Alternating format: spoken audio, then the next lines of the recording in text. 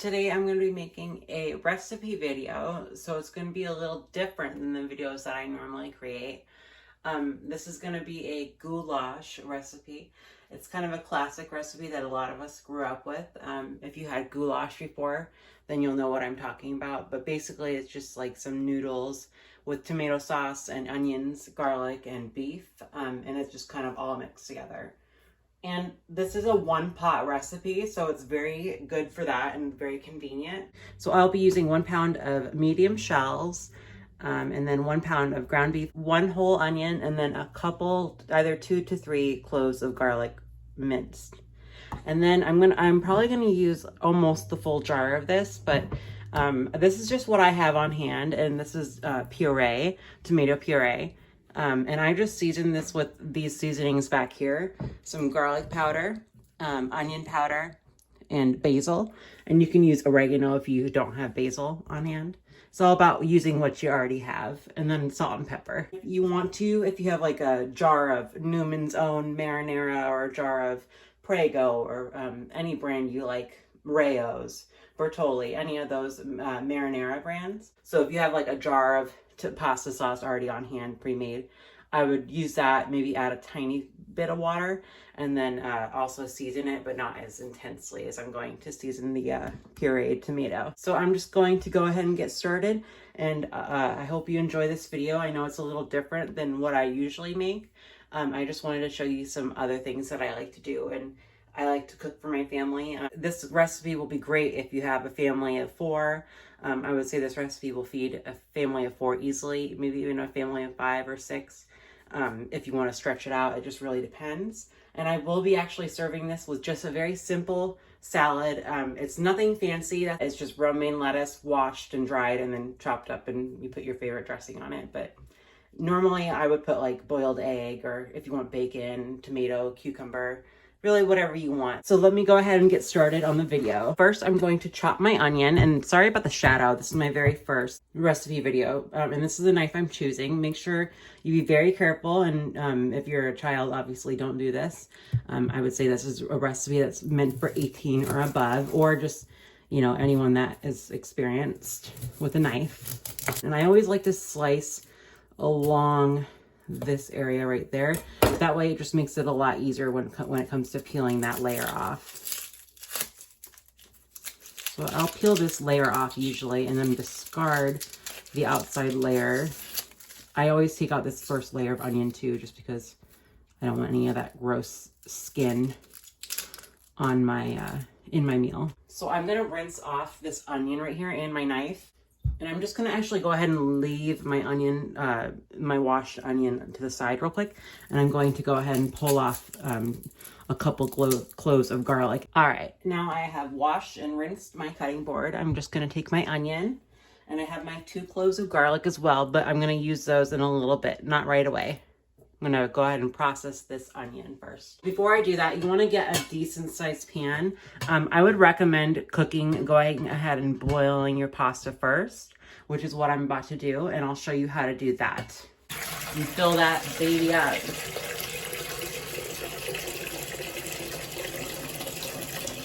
So there is my pot of water. I'm going to go ahead and turn the pot on high, this burner on high right here. I'm gonna go ahead and add my extra virgin olive oil. So just probably about like 2 tablespoons maybe. I just kind of eyeball it. And then you're gonna want a lot of salt. So I just have this salt shaker. I'm just gonna add a good amount of salt in there. You want it to be pretty salty water, because you're not gonna taste that on the pasta. I mean, it's just gonna help flavor it a little bit, but it's not gonna like make it super salty. And I always like to give that a little stir with this spoon, this wooden spoon I have. I don't have any fancy tools or any fancy gadgets. I just make what I make, and you know, that's just what I make. Let that come to a boil, but while I do that, I'm gonna go ahead and finally cut my onion and then get my garlic all prepped. So here I am back at the cutting board, and I'm going to just kind of follow that line that I made earlier and cut my onion completely in half. And I know some people tend to leave the spot right here on for cutting to make it easier, but I just do it like this. Just kind of tend to make it like little small spirals. And, you know, my knife cuts aren't like the best necessarily, but I just do what I can.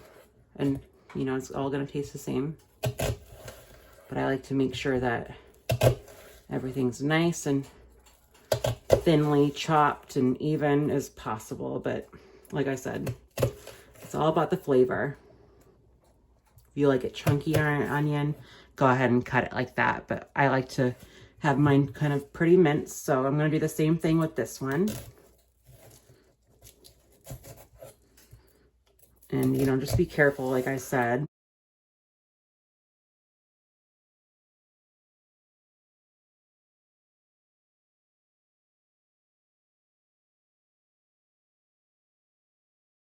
So I'm going to go ahead and just chop this like that. I don't cut the onion in half or anything because I don't really think it makes a big difference.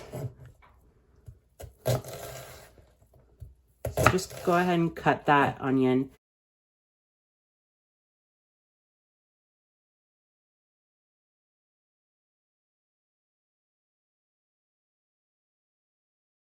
So that's pretty much how that side looks. And I'm going to show you how I just cut this little end right here. And I don't worry about that. I just cut it and use it. I saw that little one go flying right there. And I'm just going to slice those in half because it doesn't really matter. So what I like to do with this is just cut it and then cut it again. And that's probably good. And I just kind of like to thinly chop this part just so it's relatively similar to the other pieces. Like I said, it doesn't really matter the size because we're going to cook all this down. So I'm going to go ahead and chop that as well. And that little piece right there, I will go ahead and chop that in half. And then do the same thing, kind of just chop that as small as I can get it without, you know, cutting myself. And now my garlic cloves, I just like to smash those just a little bit. That one's a little hard, but another thing that I find easier is just to cut that little tip right there off, because I'm going to anyway. That way I can access the garlic a little bit easier. So I cut that off, and you can do this under running water as well, but I just like to peel that off. I rinsed off my garlic, and I'm just going to go ahead and cut that brown piece off right there and toss it. Just kind of chop this as thinly as I can imagine. I'm no chef, but definitely love to cook and make food for my family. So I just chop that and then just kind of arrange it. This is how I do it. Arrange it in a way and then go ahead and chop it some more. Doesn't have to be perfect, like I said. It doesn't really matter as long as you get it in there. I'm just going to go ahead and say that's pretty good though. If you want to chop it more, you can, but I just don't feel like it today. So I let my water come up to a boil. And I went ahead and threw my pasta in there. I'm going to cook this for about 8 to 9 minutes until it's al dente. So go ahead and just follow your box's instructions, whatever box of pasta you're using. It doesn't have to be Barilla. That's just what I had on hand. So go ahead and follow your box's instructions and then cook that till al dente. And then I will meet you when I am straining the pasta. So now I'm going to strain my pasta, and I'm just going to put this nice metal strainer I have in here. That was a little crazy. So I'm going to put my oven on 5. I do have an older stove because this is an older apartment, but that would be medium for most of you with like a gas stove or, you know, whatever, medium, like medium-ish, like 4 or 5. But first, I'm going to add about 2 tablespoons of butter. I just have 2 tablespoons of butter, and then I'm just going to throw that in there. Let that melt. I'm not going to add the garlic, but I'm just going to add the onion for now. Because if you add the garlic right now, it's going to get really bitter and not taste very good, and it could get burnt. So then, now that my onions are in, I'm just going to go ahead and lightly salt them just a little bit. And then I'm going to actually add some pepper, just because I personally like to in this part. And then the salt will just help draw out that moisture in those onions. That way it's cooks a little faster and browns a little faster. So I'm just going to go ahead and let those onions cook for probably about 4 minutes. maybe a little longer, just until they're nicely browned. And then before, probably about when there's a minute or so left, I will throw in the garlic. Go ahead and add my garlic in now and just get all that beautiful garlic off of there. And then you just want to stir this together with the garlic and let that garlic cook just for about a minute. And then once that minute's up, I'm going to go ahead and add my pound of beef. Frozen, as you can see. So just the ends I'm going to go ahead and break off. Okay, my beef is pretty much all browned. I am going to pull it off of the burner because when I add tomato sauce in, I don't want my tomato sauce to be splattering everywhere. This way I can just add all my seasonings in right now, stir it, and then cover it. And I'm actually just going to use probably a little more than half of my tomato sauce puree. Pour a little tiny bit of water in there. Season it now, so I'm just going to add some pepper. Probably about a half a teaspoon, maybe more than that. Just do it to taste, and a little bit of salt, not too much, like that much. And then I'm gonna just do a pinch of sugar for me. So I would just say like a 1/4 of a teaspoon of sugar, just to cut through that acid in the tomato sauce. I'm gonna use a little onion powder, and I know I use onion powder in the base of the sauce. But I just want to do it a little bit more to season the tomato itself. And then I'm going to do a little more garlic powder. Probably about, I would say, half a teaspoon, if not a teaspoon. And like I said earlier, if you have jarred marinara and you're fine with the flavor of that, go ahead and just use that. But I always doctor it up a little anyway, just because that's how I roll. I definitely recommend tasting it as you go. That way you know how it's coming. And then I'm just going to sprinkle probably about maybe a full tablespoon, if not like 3/4 of a tablespoon of basil. And now I'm going to go ahead and put that back on the burner. Stir it all up, and yes, it does look a little liquidy, but it will cook down a little. And I just think that that little bit of water kind of helps the texture of the tomato sauce not be so thick. And then it will kind of coat the shell a lot better. So I'm going to go ahead and cover this because I don't want it to splatter all over me.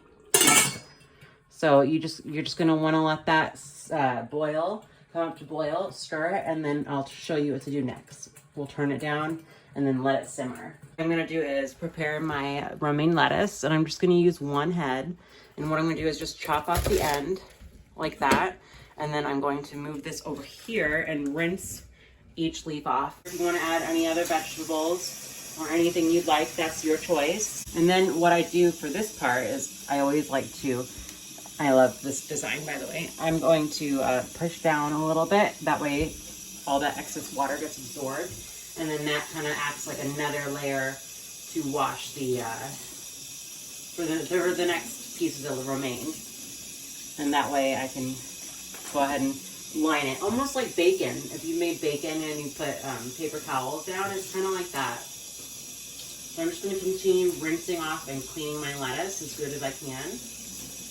And just kind of let that excess drip off before I put it over here. And then I will show you once I'm finished with how all that looks.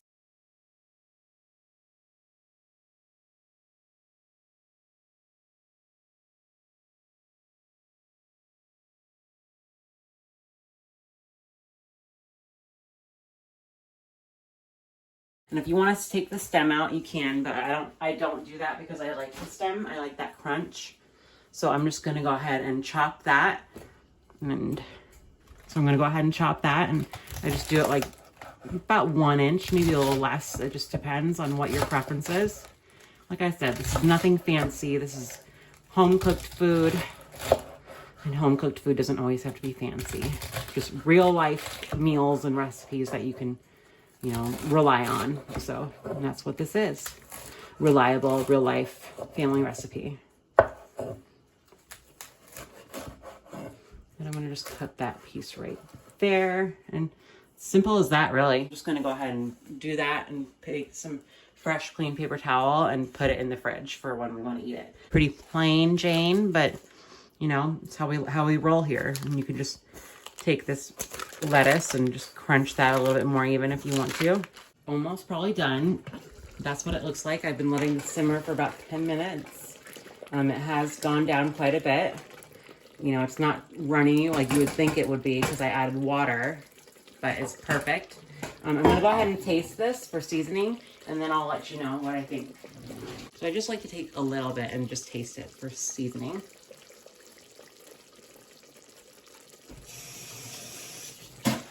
And it's pretty good. I think it needs a little more salt. Really just whatever your taste is. I always tend to add a double helping of seasoning towards the end because I know me. I'm gonna want it more seasoned. And then I'm gonna throw a little bit more onion powder, just a little brick apparently, because my onion powder is stuck together. And then some garlic powder, which is good. And I would say that now it's seasoned perfectly. I'll stir that up, and then I'm gonna go ahead and add the noodles, and then just turn it off and let it all marinate with each other. So you're just gonna wanna mix that together. And I did kind of slightly undercook the noodles just because I knew that they would cook a little in here too. So just go ahead and mix all that beautifulness together.